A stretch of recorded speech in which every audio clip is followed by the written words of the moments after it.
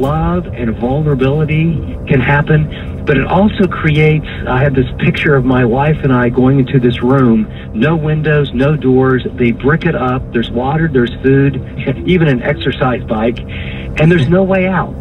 So we can argue, we can go to the corners, we cannot talk, but what we have to make it work.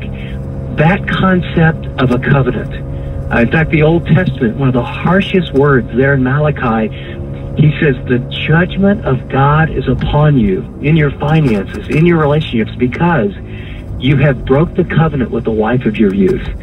And so what I want people to know is, if it's like, I hope this works out, and I don't know if we need a prenup or not, but when it gets hard and when it gets difficult, I guess I married the wrong person, we've fallen out of love, you've changed, I've changed.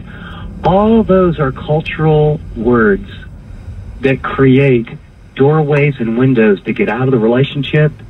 And mentally and emotionally, if there's a way out, you will not function the same way in it. Longitudinal study, example, couples who live together at 65% of Americans prior to marriage, or if they marry or not, they live together.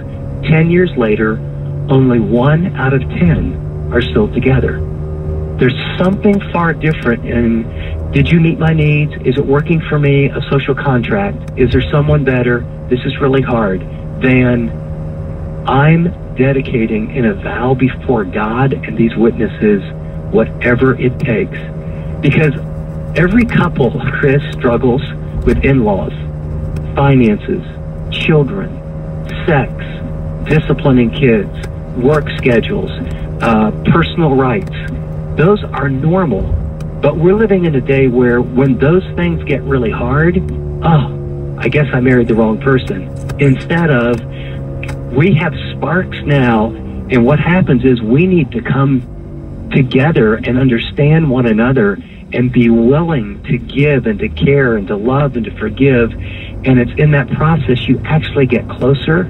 Those are normal problems. I call them, they're heart makers, not deal breakers. Now, you need skills to do that. You need to understand. And so I've been, really practical about what and how do you do that.